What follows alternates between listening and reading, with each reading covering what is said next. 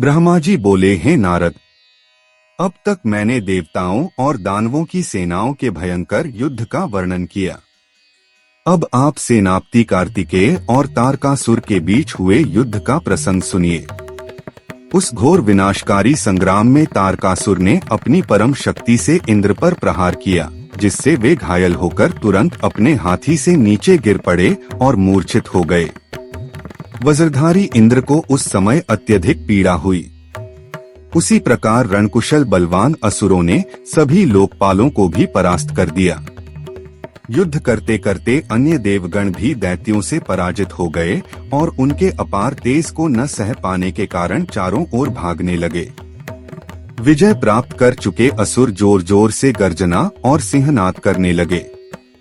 तभी महापराक्रमी वीरभद्र, जो शिवजी के क्रोध से उत्पन्न हुए थे, अपने गणों सहित युद्ध के लिए तारकासुर की ओर अग्रसर हुए। देवताओं को अपने पीछे कर वे स्वयं आगे बढ़कर तारकासुर से भिड़ गए।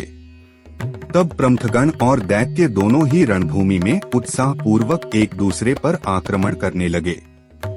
वे रणकुशल योद्धा एक दूसरे पर त्रिशूल, दृष्टि, पाश, खड्ग, परशु और पट्टिश जैसे घातक अस्त्र शस्त्रों से प्रहार करने लगे। युद्ध में वीरभद्र ने अपने त्रिशूल से तारक को गंभीर रूप से घायल कर दिया, जिससे वह तत्काल मूर्छित होकर धरती पर गिर पड़ा। किंतु थोड़ी ही देर में होश में आकर तारकासुर ने बड़ी तेजी से उठकर वीरभद्र पर अपने शक्तिशाली अस्त्र से आक्रमण किया। तब पराक्रमी और तेजस्वी वीरभद्र ने भी अपने भयंकर त्रिशूल से उस दैत्यराज तारकासुर पर प्रहार किया। इसके बाद दैत्यों के अधिपति और वीरों में श्रेष्ठ तारकासुर ने भी रणभूमि में वीरभद्र पर अपनी शक्ति से जोरदार वार किया।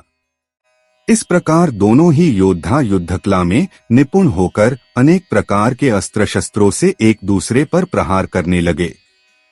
उस समय सबके सामने ही वीरभद्र और तारकासुर के बीच अत्यंत रोमांचक और भयानक द्वंद्व युद्ध आरंभ हो गया। तब भेरी, मृदंग, पटह, आनक और गोमुख जैसे वाद्य यंत्र बजने लगे। उनकी ध्वनि सुनकर वीर योद्धा उत्साहित हुए, जबकि कायर लोग भयभीत हो उठे। दोनों योद्धा एक दूसरे के प्रहारों से घायल होकर भी अत्यधिक सावधानी और तीव्र गति से, जैसे बुध और मंगल ग्रह आपस में भिड़ते हों, वैसे ही युद्ध कर रहे थे। इस भीषण युद्ध को देखकर शिवजी के प्रिय नारद जी वीरभद्र के समीप जाकर कहने लगे। नारद जी बोले, हे वीरभद्र, हे महावीर, आप गणों में श्रेष्ठ हैं, किंतु इस युद्ध से पीछे हट जाइए, क्योंकि आपके द्वारा तारकासुर का वध उचित नहीं है। नारद जी के ये वचन सुनकर गणों में अग्रणी क्रोधित वीरभद्र हाथ जोड़कर उत्तर देने लगे। वीरभद्र बोले, हे महाप्राज्य मुनिवर, मेरे यह श्रेष्ठ वचन सुनिए। मैं आज अवश्य ही तारकासुर का वध करूंगा। आप मेरे पराक्रम को प्रत्यक्ष देखें। जो योद्धा अपने स्वामी को युद्ध भूमि में ले आते हैं, वे अधम, पापी और कायर कहलाते हैं। वे रणभूमि में विनष्ट होकर अशुभ गति को प्राप्त होते हैं और अंतः नरक में जाते हैं। इसलिए मुझे वीरभद्र जानकर आप फिर ऐसा वचन न कहें। जो योद्धा अस्त्र शस्त्रों से शरीर के अंग कट जाने पर भी निर्भय होकर युद्ध करते हैं, वे इस लोक और परलोक दोनों में प्रशंसा पाते हैं और उन्हें महान सुख की प्राप्ति होती है। विष्णु सहित सभी देवगण मेरे वचन सुन लें। आज मैं इस पृथ्वी को तारकासुर से मुक्त कर दूंगा। ऐसा कहकर त्रिशूल धारण किए हुए वीरभद्र शिवजी का स्मरण करते हुए प्रमथ गणों के साथ मिलकर तारकासुर से युद्ध करने लगे। वृषभ पर आरूढ़, हाथ में उत्तम त्रिशूल लिए और 3 नेत्रों वाले अनेक महावीरों से घिरे हुए वीरभद्र रणभूमि में अत्यंत शोभा पा रहे थे। सैकड़ों गण शोर मचाते हुए वीरभद्र को आगे करके निडर होकर दानवों से युद्ध करने लगे। उसी प्रकार तारकासुर के अधीन रहने वाले बलशाली राक्षस भी क्रोध से भरकर गणों का संहार करते हुए युद्ध करने लगे। इस प्रकार दैत्यों और गणों के बीच बार बार विकट और भयंकर संग्राम होने लगा। उस समय अस्त्र चलाने में दक्ष गण एक दूसरे का उत्साह बढ़ाते हुए विजयी होते गए। तब प्रबल गणों से पराजित दैत्य रणभूमि से विमुख होकर दुखी और व्याकुल चित्त हो भागने लगे। अपनी सेना को व्यथित और पीछे हटता हुआ देखकर तारकासुर क्रोधित होकर देवताओं का वध करने के लिए आगे बढ़ा। वह 10,000 भुजाओं से युक्त होकर सिंह पर सवार होकर तीव्र गति से देवताओं और गणों को रणभूमि में गिराने लगा।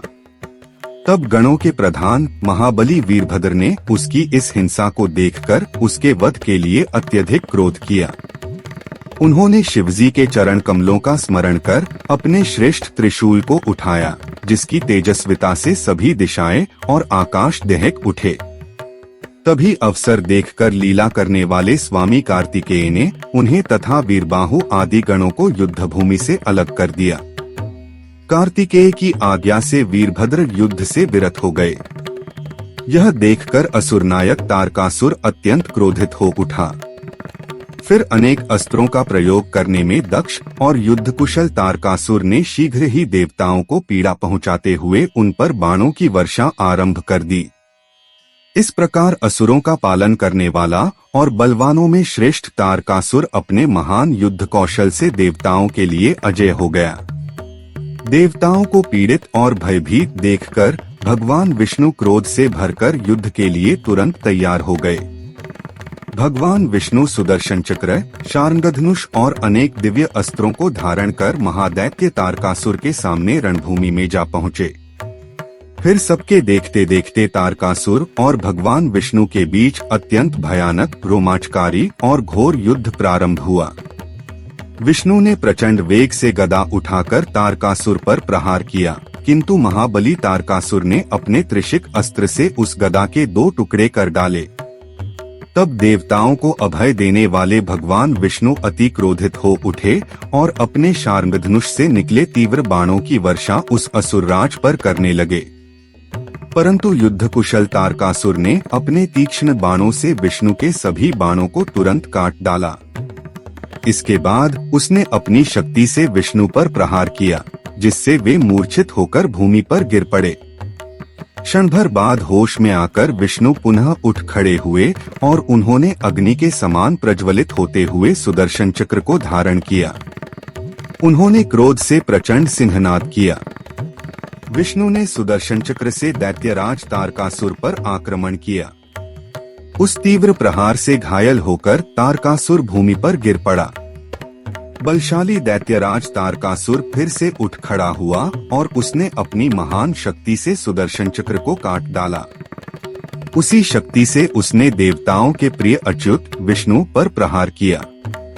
तब महावीर विष्णु ने भी अपने नंदक नामक खड्ग से उस पर जोरदार प्रहार किया। इस प्रकार अक्षय बल से संपन्न भगवान विष्णु और दैत्यराज तारकासुर रणभूमि में एक दूसरे से घोर और भयंकर युद्ध करते रहे।